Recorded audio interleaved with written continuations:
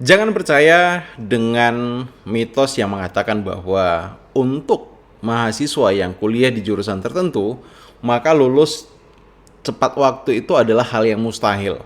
Nah, biasanya ada mitos yang berkembang ya di kalangan kampus. Orang-orang yang kuliah di jurusan teknik itu paling cepat itu bisa selesaikan studinya 5 tahun. Dan lulus dengan masa studi lebih dari 5 tahun, bisa 6 atau 7 tahun, itu adalah hal yang wajar.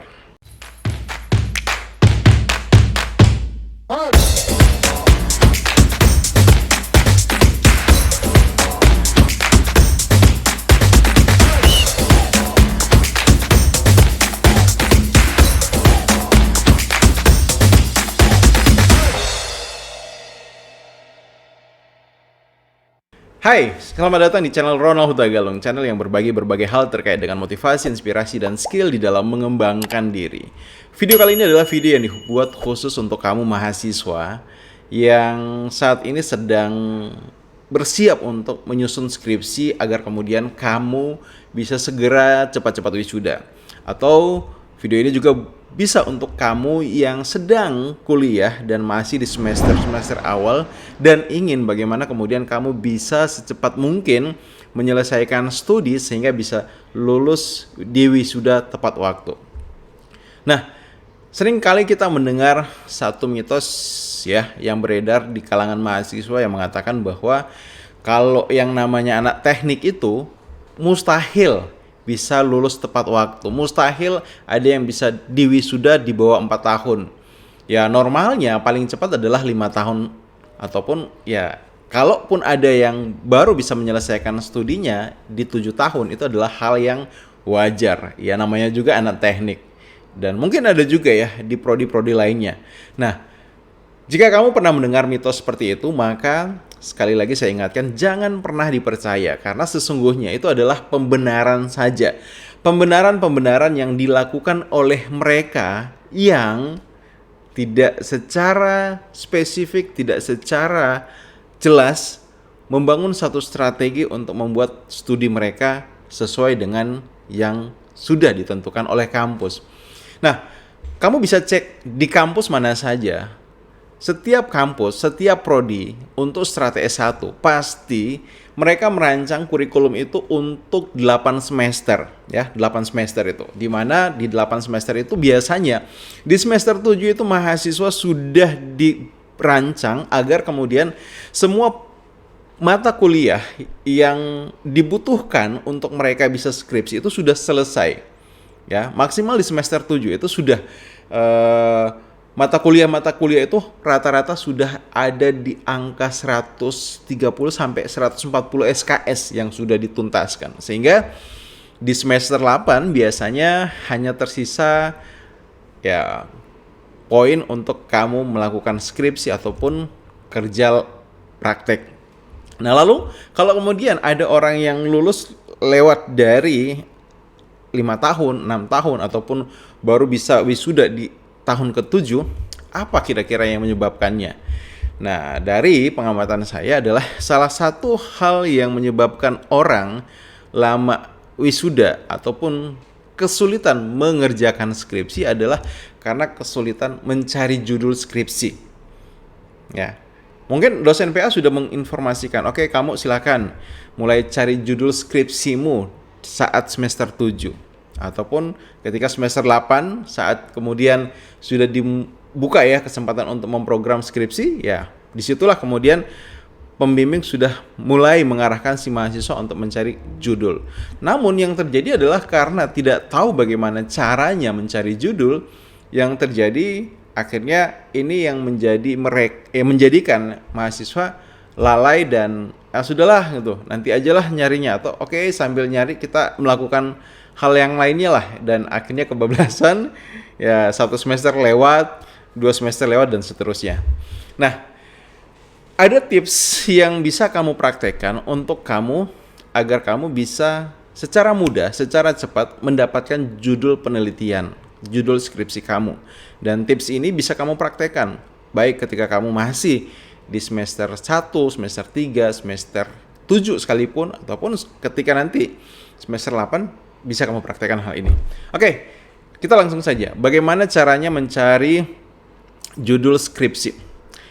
Untuk mencari judul skripsi, kamu bisa melakukan beberapa pendekatan. Pendekatan pertama adalah kamu bisa datang ke perpustakaan, bisa perpustakaan prodi, perpustakaan jurusan, perpustakaan fakultas atau universitas itu. Lalu apa yang kamu lakukan di perpustakaan? Yang kamu lakukan adalah kamu cari bagian di mana judul ataupun penelitian ataupun skripsi senior kamu itu diarsipkan, ya. Jadi di situ kamu cari skripsi senior, kamu baca judulnya, ya. Di tahapan ini kamu tidak perlu baca isinya, hanya satu saja, kamu butuh baca judulnya. Dan saat kamu baca judulnya, judul-judul yang menurut kamu menarik, menurut kamu relevan dengan bidang yang akan kamu tekuni, ya silakan itu kamu catat terlebih dahulu. Jadi dituliskan itu judul-judul yang kamu temukan dari skripsi senior kamu itu. Nah, saat kamu menulis ya contoh judul yang diteliti oleh senior kamu itu, ya tuliskan saja itu. Jangan kemudian kamu nilai, kamu kemudian pertimbangkan ini kira-kira bagaimana dan sebagainya, itu nanti itu. Yang penting kamu tuliskan dulu. Paling tidak kamu cari setidaknya 5-10 judul dari skripsi senior kamu. Nah, selain itu apa yang bisa kamu lakukan? Kalau misalnya di kampus kamu itu mungkin tidak tersedia hal itu ataupun agak susah aksesnya, kamu bisa misalnya cari kenalan di kampus yang lain untuk prodi yang sama. Minta mereka bantu carikan judul-judul skripsi yang berkaitan dengan bidang yang ingin kamu teliti. Nah, di situ kamu juga akan dapat lebih banyak referensi. Nah, dari referensi itu kamu tinggal list sebanyak-banyaknya gitu. Oke, nah yang kedua, kamu bisa cari judul skripsi itu dengan cara baca jurnal penelitian. Ya, jadi kamu bisa baca jurnal dan lihat apa yang ada di dalam jurnal, metode apa yang digunakan, kemudian bagaimana pendekatan yang dilakukan di dalam penelitian tersebut. Kalau kemudian itu relevan dengan bidang yang ingin kamu geluti dan metodenya itu cukup mudah untuk kamu ikuti, nah mungkin itu adalah satu hal yang juga kamu langsung tambahkan di dalam list judul skripsi kamu itu. Nah, cara yang ketiga yaitu adalah kamu bisa tanya asisten lab. Jadi biasanya di kampus itu ada asisten lab khusus untuk mata kuliah tertentu, yang biasanya mata kuliah tertentu yang ada prakteknya itu adalah mata kuliah yang menjadi bagian dari penjurusan, menjadi bagian dari peminatan di prodi itu. Nah, kamu datangi asisten lab, ngobrol, ajak temenan, dan kamu gali. Kira-kira kalau misalnya kamu tertarik untuk mendalami bidang yang diajarkan di dalam lab tersebut, apa saja yang kemudian potensial untuk dikerjakan.